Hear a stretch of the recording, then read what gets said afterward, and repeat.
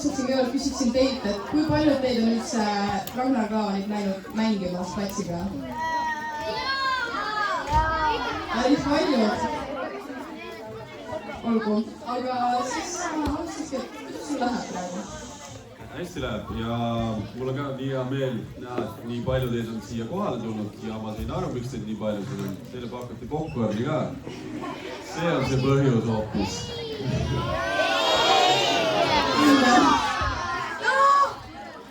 Aga mul on väga hea meel teid näha siin ja tore näha, et rõõmsad näod siin Sakus on. Tublid olete.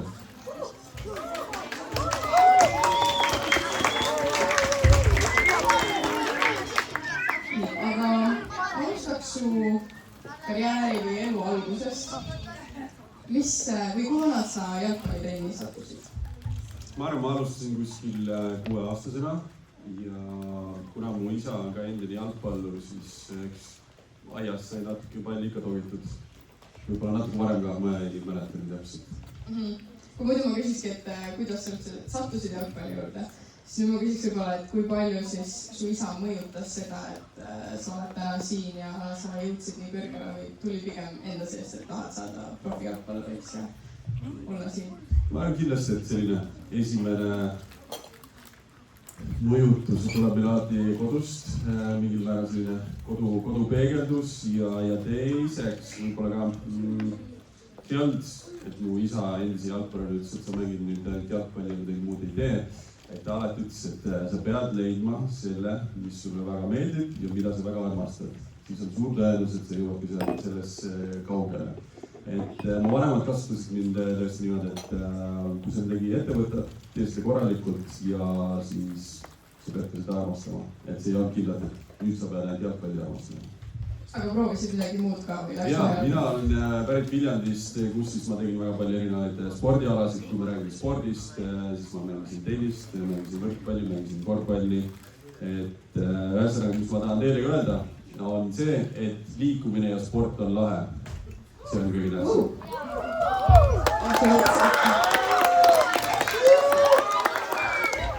Aga mis mõttes sa võib-olla siis said aru, et jalgpalli ikkagi on sinu ala? Eks see olegi natuke erinev, mis on kas see minu ala, aga võib-olla selline suur unistus tuli mul 13-14 aastana, kus ma unistasin, et ma jõuan kunagi Inglismaal Premier League'i.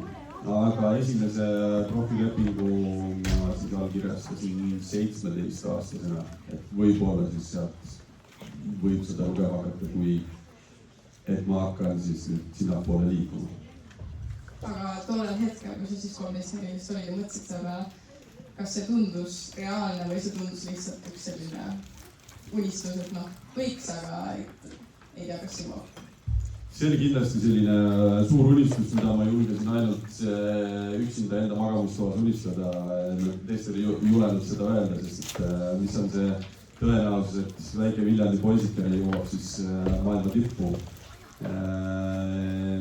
Aga teine asi, mis ma aru sain, on see, et kui sa unistad suurelt, siis sa pead ka rohkem vaeva nägema. Ja siis ma hakkasin ise rohkem trenni tegema, siis ma käisin Viljandi on selline tore asi nagu Viljandi järv. Siis ma hakkasin ümber Viljandi järve jooksmas käima. Aga lihtsalt kõikidele asjadest teil ka, kui te tahate midagi teha, siis nähke vaeva ja suure tõenäosusega need asjad ka õnnestuvad. Aga kõigepealt peab unistama suurelt, kui tahate suuri asju teha. Absoluutselt. Esimene profileping, sa olid 17. Mis klubiga see oli? Ma ütleks, et see grupi esimene profileping oli siis, kui ma 17 kolisin Tallinnasse, läksin Florasse. Enne seda ma tegin ka sellist stipendiumleping, kui ma olin 16, kui ma olin Viljandis tulevikus. See on nüüd esimene profileping Viljandis, see oli selline väga minimaalne stipendiumleping, kus ma ikkagi veel kodus elasin ja ma ikkagi loeksin seda, et kui ma kolisin Tallinnasse ja siis Floraga profileping leping. Aga kui kaua oleks aega, et Florast siis edasi välismaale jõuda? Aasta aega. Tegid? Ja mis oli see tunne, kui sa võib-olla esimest korda sulle öeldi, et nüüd välismaa klubi on sinust huvitatud ja lähed testimisele? ma arvan, et see oli ikkagi väga uhke tunne just sellepärast, et see unistus sai seatud nii noorena ja ma soovisin ikkagi jalgpalli mängida siis kõrgel tasemel, aga see vahemikus samamoodi, mis on nagu minu jaoks väga tähtis, võib-olla üks tähtsamaid asju karjääris on see, et ma hakkasin esindama Eesti koondist. Et siis ma jõudsin Eesti A-koondisse välja ja see on ka väga märgilise tähtsusega minu jaoks mu elus. Aga Norras sa olid kaua siis lõpus? Aasta aega. Ja sealt liikusid edasi, see tunded on väga Eestis, siis sa läksid kaua? Jah, siis ma läksin Hollandisse, siis ma olin Hollandis 7 aastat, sealt edasi ma olin 4 aastat Saksamaal, 2 aastat Inglismaal ja 3 aastat Itaalias. Ükselt oli Inglismaa. See unistus, mis sa olid terve aeg mõelnud, unistanud. Kas see oli nii, nagu ta oli sul mõttes 13 aastat, milline see Inglismaa liiga välja näeb? Kohe kindlasti, ma arvan, see oli eriti magus, sellepärast, et ma selle unistuse teostamiseks läks mul aega kõigest ainult 17 aastat. Nii et mis ongi tähtis ka, et eks te olete noored, et ei saa kõigest sellest aru, aga eks neid raskeid hetki elus tuleb ka, aga see ei tähenda seda, et nüüd seal see sõit või teekond lõpeb, et siis tuleb veel rohkem vaeva näha ja lõpuks jõuate sinna, kuhu te tahate jõuda. Et raskeid hetki tuleb ka nautida. Aga oli enne seda, kui sa Inglismaale jõudsid, selline tunne vahepeal, et no ei lähe, sinna ei jõua, et aitab ka? Kindlasti, et see oli mingi periood siis mu viimane aasta, kui ma mängisin Hollandi kõrgliigas, enne seda ma olin Hollandi meistriks tulnud ja siis see viimane aasta Hollandis ma ei olnud põhimees ja siis sealt edasi liikuda Saksa Bundesligasse, mis oli veel omakorda suur tõus, et see näitab, et mingi hetk võib-olla korraks olid pettunud, aga siis jätkasid ikka sellega, et treening vast edasi ja siis tuligi selline huvitav pakkumine, et hoopis tegid sammu edasi, mitte sammu tagasi. Aga viimeid, kui sa mäletad, viimeid korra sellesse hetkesse, kus esimest korda tuli, et Liverpool on sellest suurt huvitatud. Mis olid tunded? Need olid meeletult, jah, suured emotsioonid, sest nii pikalt oli unistatud, nii pikalt oli vaeva nähtud ja veel, okei, ta liiga hästi ei saa sellest aru, aga mu agent helistas, et üks klubi on Liverpoolist huvitatud. Liverpoolis on 2 klubi, on Everton ja siis on Liverpool. Liverpool on selline natukene tugevam klubi ja Everton on võib-olla natuke nõrgem, siis ma looks kas Everton, siis see jäi need punased ühte. Et siis see oli nagu veel omakorda topelt emotsioon, et maailma üks suurimaid parimaid klubisid on sinust huvitatud ja tolle hetkel ka siis selline legendaarne treener nagu Jürgen Klopp, kes siis isiklikult soovis mind näha enda meeskonnas.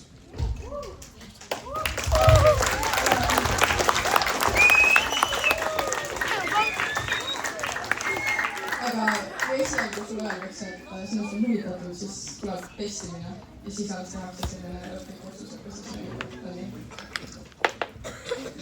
Sellisel tasemel, kus mina lõpuks mängisin seal testimisperioodi ei ole, kui ma olin 17 aastane, siis ma nendel testimisperioodidel käisin, aga sealt edasi, kui me räägime siis maailma tippliigadest, on üleminekutasud. Siis on väga suured ja siis kui need ära makstakse, siis toimub see üleminek. Et testida seal enam ei ole. Aga see Saksamaa klubi, kus sa enne siis Liverpooli olid nad pigem et Pekki küll, et nüüd kaotame sinu või olid nad pigem õnnelikus üle ja olid nagu mine, ole? Ma arvan, et lõpuks olid nad õnnelikud minu üle ja teiseks õnnelikud selle üle, et nad said väga mitmed miljonid enda pangakontole. Aga nüüd sa oled seal Liverpoolis kohapeal. Kas sa oli siis see tippude tipp või oli lõpuks, kui sa olid seal, siis mõtlesid, et võiks kuhugi veel minna või kuhugi veel olla või teha või midagi, või oli see selline koht, kus sa mõtlesid, et nüüd see on minu karjääri tipp hetk ja see nii jääb? Kohe kindlasti ja kui võtta siis selline maailma tippklubid või võtta nendest 5 maailma tipligast kokku, siis ma arvan, et on kuskil selline 10-15 kokku ja mul oli siis au ühes selles klubis olla, jah, selles suhtes seal diskuteerida edasi, et jah, ma ei tea, Barcelona, kus iganes teised liigid, aga ütleme nii, et need on mastaabid enam-vähem sama suured, sama sarnased ja võib-olla isegi võib öelda, et jah, mitte võib öelda, vaid see on ka kindel selles, et maailma 2 kõige suuremat klubi on Liverpool ja Manchester United. Just selle fännbaasi, tiitlite võitude ja selle rahva hulga mõttes, keda nad siis ülemaailmselt kõnetavad, et siis on ikkagi ajalooliselt ja praegusel hetkel ka on siis Liverpool ja Manchester United, muidugi selle juures on tulevad jõudsalt sinna Real Madrid, Barcelona, PSG, Man City, kõik need, aga need on ajalooliselt 2 suuremat klubi maailmas. Aga mõtlesid, kui sa mõtlesid, et sa tahad kunagi Inglismaa liigas mängida, oli Liverpool kogu aeg olnud mõttes, et see võiks olla just see klubi või mis klubi peale sa nagu alati mõtlesid? Minu jaoks, kuna minu suur, teate nii noored ei tea, võib-olla osana kuulda, minu suur iidol oli Mark Pope, kes siis kunagi ka mängis Arsenalis, siis ma muidugi vaatasin ka Arsenali mänge, aga minu jaoks tõesti Mark Pope oli selline iidol, kes eestlaste jaoks lõi selle ukse jalaga lahti ja ütles, näed, Eesti poisid saavad ka välismaal mängida. Ja siis inspireeris mind nii väga palju, et ma julgesin unistada suuremat. Nii et Mart on ikkagi teeraja minu jaoks. Tol ajal olid ka taga kontaktis ja rääkisid? Mina siis sain võib-olla Mardi viimased sellised mängud koondisest ja minu sellised esimesed mängud koondisest võib-olla kuidagi selline üleminekuperiood. Nii et ma sain temaga koos käika mängida, aga väga lühikest aega. Okei, aga Liverpool võitis nüüd üleeile paar päeva tagasi. Kas see, et see kuidagi, kas nad ikka nagu võtavad siin nagu osa tiimina või kuidas see tiimi valmib peale seda, mis võib-olla sõna Liverpoolis ei mängi? Jaa, see on lihtsalt meeletult äge klubi on Liverpool, selline ingliskeelselt You never walk alone on nende klubi siis moto ja see tähendab ka seda, et on 2 korda käinud nende siis legendide mängul, ehk legendid on need vanad mehed, kes enam ei jõua noortepoistidega võidu joosta, siis neile tehakse eraldi mängud ja siis nendel ma olen käinud, et need on ka ägedad olnud, seal on 60 000 inimest käib neid vanu vigaseid vormist väljas inimesi vaatamist. Aga kui me tuleme korra jalgpallimaailmast kõrvale, siis sa oled pidanud väga mitmes eri riigis elama. Kuidas on elada niimoodi, et sul on põhimõtteliselt elu kogu aeg kohvris ja vahetad riiki ja elad erinevates riikides, et kuidas see kultuur ja kas oli lihtne seal Inglismaal olla ja ka teistes Norras, Hollandis? Jah, ma arvan, et esimesed välisklubid seal ma olin kas täitsa või siis enda abikaasaga, aga ütleme nii, et võib-olla kõige raskem on perekonna, mul on 3 last. 2 last on sündinud Saksamaal ja 1 laps on sündinud Itaalias. Neil on küll pidanud erinevates keskkondades kasvama, kooli minema, nullist keeled ära õppima, et see väljakutse neil küll oli. Aga ma arvan, et pikas jooksus tuli see neile kasuks, et ma arvan, et mida rohkem ennast uudsetesse ja huvitavatesse situatsioonidesse paneme, seda rohkem me areneme. Muidugi see on alati raske, aga jah, võib-olla kokkuvõtted, võib-olla pere jaoks olid need kõige suuremad nõutused, sest ikkagi lapsed on väiksemad ja siis see keskkonnavahetus on võib-olla äkilisem nende jaoks. Aga sa õppisid ka keele ära või räägite perega kõik koos nüüd Hispaania ja Itaalia ja kõiki need keeli või? Ja, me siis perega koos õppisime kõik keeled ära, et praegusel hetkel siis ma eesti keeles suhelda, inglise keeles, hollandi, saksa ja itaalia keeles.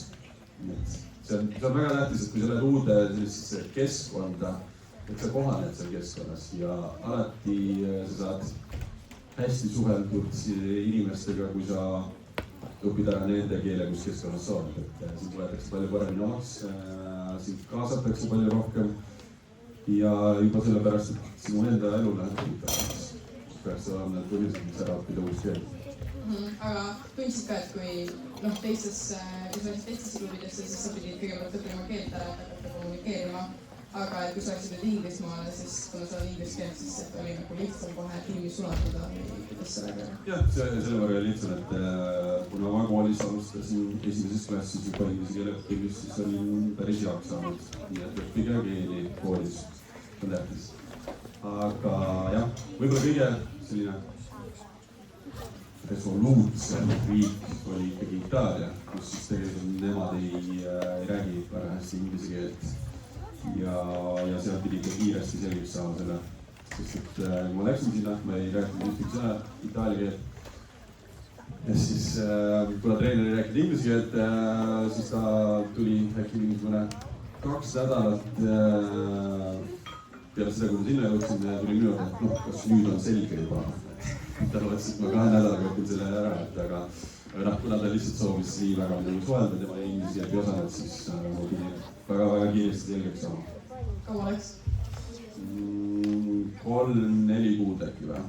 3-4 kuud sinnamaani jõuda, kus siis sa suhtled niimoodi, et sa üritad ka intervjuusid anda peale mängu, et see on selline minu jaoks selline test olnud, et alati mõistan, ma sain keele siis selgeks, kui ma annan intervjuusid ja ma oskasin nalja teha sellest keelest, et siis see oli minu jaoks see mõõdik. See on küll maksimumkiirus midagi, ma arvan, et see keelt selgeks saab õppida. Ja lihtsalt keskkond paneb sind ka teise olukorda, kui sa tahad ise olla osa sellest keskkonnast, siis näeb ka rohkem vaeva. Aga meie nüüd ajajoones siis korraks Liverpooli juures seisma. Peale seda tuli Italia. Kuidas oli tunne siis sellisest suurest kõrgklubist minna edasi nüüd Itaaliasse? Ma arvan, et üks selline, millest ma olin mõelnud, et kuna karjäär oli pikk või on pikk, siis tahaks kunagi minna sellisesse riiki, kus päike võib-olla paistab rohkem ja meil on natukene soojem. Ja siis Itaalia puhul oli see siis topeltefektiga, et sai maailma tippis liigas mängida ja nautida seda päiksepaistet, et me elasime siis Sardiinia saarel. Ja teiseks, ma arvan, Itaalia kultuur on väga äge, sellest, et nad oskavad väga hästi pitsat ja pastat teha. See oli ka maitsevad pitsat ja pastat teha. Siis ma tegin õige valiku, seal on need pitsat ja pastat kõige paremad. See oli sellega probleem väga, et sööd natuke liiga palju mõjusid nende pitsade ja pastadega seal või? Ei, sest nende jaoks pitsa ja pasta on väga tähtis osa nende menüüst, et nende jaoks pitsa siis ei ole selline rämps, aga oleneb toorainest, sest nemad kasutavad väga häid kohalikke tooraineid. Aga oli muidu veel midagi laual plaanis mõttes peale Itaalia? Peale Itaaliat väikseid pakkumisi oli selliseid Dubai, Saudi Araabiat, Türgid, kuhu siis võib-olla me otsustasime, et me perega ei lähe praegu hetkel. Me tuleme ikkagi koju tagasi Eestimaale, sööme siin leiba ja sülti ja see on ikka kõige tähtsam. Itaalia elu me näeme ka filmi, mida me peale intervjuud vaatame hakkama. Et siis võib-olla selle kohta natuke rohkemgi, et koha peal teil on spordikompleksid, teil on suured staadionid, seal oli ka suur fänniklubi ja kuidas see fännidega oli? Itaalias?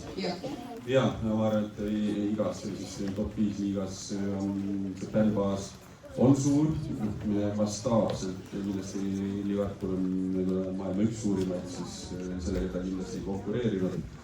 Aga kui sul on terve saar, kes sind toetab, siis ja selle Sardiinia saarel siis elas 1,5 miljonit inimest, või samasugune kui Eesti.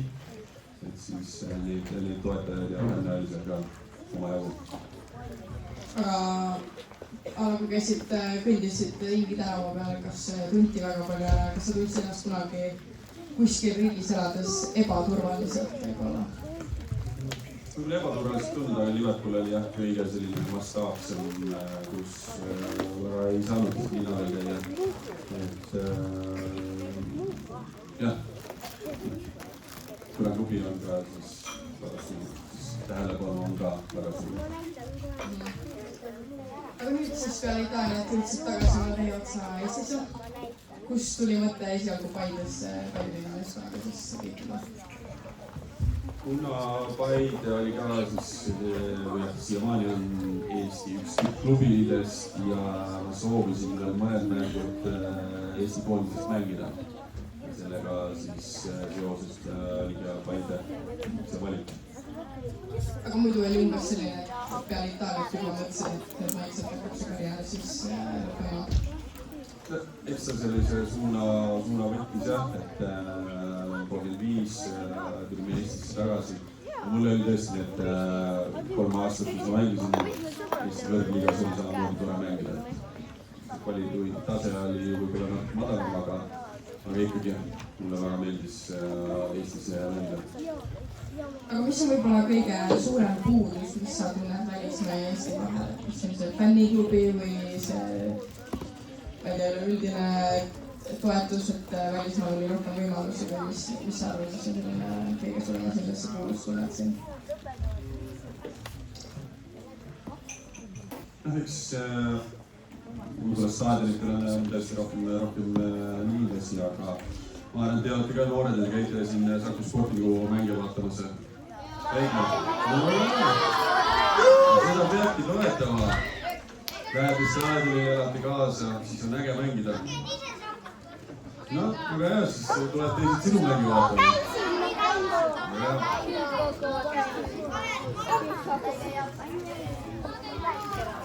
Meil on see väga palju jalgpallisõpru. Kas oled ise ka mõnda Saku Sportingu mängu näinud? Ma nüüd esindusvõistkonamänge ei ole näinud, naiste võistkonamängu olen näinud ja noorte mänge olen ka näinud, kuna siis kaks poega, kes siis jah mängivad Viimsis ja siis omavahel nad on seal madistanud, nii et olen näinud. No, äkki on teid ka näinud siis, kunagi ei tea. Aga siis läksid edasi Kalevisse. Kas karjääri lõpp tuli niimoodi, et sa teadsidki, et nüüd tahad või oligi see rohkem sellega seotud, et nüüd tuli see periood, kus siis valimised tuli ja siis sa mõtlesid, et peaks? Ei, ma ennem ikkagi tahtsin karjääri ära lõpetada ja ma teadsin, et siis see oli viimane aasta, kui ma ära lõpetasin. Ja siis võtsin vastu uue väljakutse ja ma arvan, et see on ka elus väga tähtis teile noortele vastu võtta uusi väljakutseid, mis siis veel arendavad teid veel rohkem. Kas oli kahju või oli veits nagu, et nüüd on lõpuks saab puhata? Kohe kindlasti, aga teistpidi siis mida aeg edasi läheb, siis päris hea oli jalgpalluri olla, et siin väga palju asju tehti sellest rääkida. Aga nüüd siis uued tunned, uued katsumused elus. Kas see on väga väljakutse rohkem või kuidas see siis nagu, kust tuli üldse selline mõte või miks sa üldse otsustasid sellise suunaline? Ma arvan, et kuna see seltskond on väga spetsiifiline siin detailidesse ei hakka laskuma, aga ma arvan, minu põhjus, mille pärast mille teekond ette võtsin, see ma usun, et Eesti on potentsiaali rohkemaks ja nagu teiegi noorte poisse tüdrukute silmist on näha, et seda potentsiaali teis on ja ma ja me üritame siis anda teile need võimalused, et te saaksite ka ennast arendada, jõuda välismaale, kes soovib seda jalgpalliteekonnal teha, et ma arvan, et see on see põhjus, et pakkuda neid võimalusi, neid arenguvõimalusi siis neil noortel, et noored on tulevik ja see on fakt. Aga omalaadselt mõtled ka nüüd lükata, et lähed välismaale mängima või pigem ei soovita peale seda, et tervet pikka mingit omalaadselt ütlesin alati ka rahvusest, kes seda nõus panustada. See on alati väga erinev, sellest päeva lõpuks ma olen samamoodi lapsevanem, kes siis üritab olla nii toetav kui vähegi võimalik nendel teekondadel, mis lapsed ette võtavad ja sellest endisi jalgpallur on ikka nagu loodad ja kuna siis pojad mängivad ka jalgpalli, siis ikka loodad, aga see on ka kõik, et ma olen sama õnnelik selle üle, kui lastest saavad bioloogid, kui neist saavad jalgpallurid. Peaasi, et nad ise on õnnelikud ja teile ka, et peaasi ise tunnete, et olete õnnelikud selle teekonnal. Aga tuli jalgpalli mängima proovisid midagi muud või oli kohe ka trenni edasi minna ja nüüd oled sa? Ja ma arvan, et Eestis on ka kindlasti väga toredad piirkondi nagu siin ka Sakus, kus on võimalik siis harrastada erinevaid spordialasid. Selle kodu lähedal sama on Viimsis, siis nad proovisid natukene korvpalli, judot, padelit käisid teevad mängus, et kas nad ikka üritavad huvi proovida teisest spordialast. Aga kas siin saalis on mõni, kes tahaks ka, mõtleb, et tahaks väga minna välismaale mängima? Tahaks jõuda? Nii palju on teil. Saaks terve oma välismaa uue tiimi kokku panna lihtsalt kõigist. Aga mis ongi siis võib-olla viimane selline sõna või asi, mis sa ütleksid noortele, kes soovivad jõuda välismaale, et mis sa neile tahaksid kaasa anda? Ma arvan, et mis ma sooviksin teile kaasa anda, vaadates teie vanust, siis on lihtsalt nautige seda, mida te teete ja teiseks kuulake õpetajaid ja treenereid, sest et nemad on need teekonnad läbi käinud ja tegelikult nad ka teavad, millest nad räägivad. See on tähtis, sellest, et ma mäletan ise ka seda, et tahtnud seda õppida, aga nad teavad.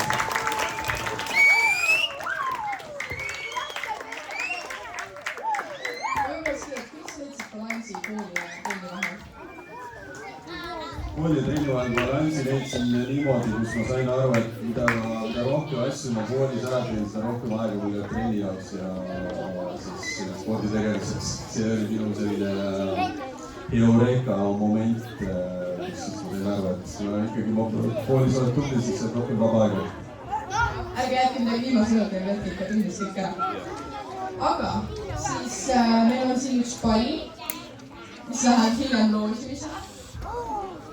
Ma proovisin sul siia nüüd autogrammi kirjutada.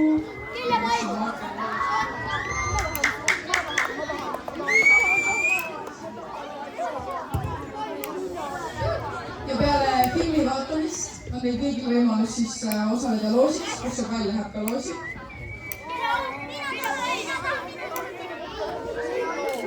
Ma teeks suure ühe pildiga.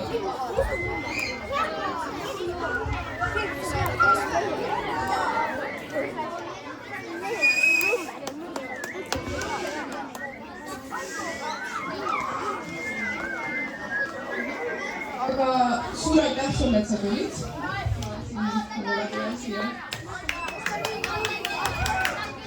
Keret! Sportingu poolt väike meile ja selline tänukiri. Suur aitäh, et teid seda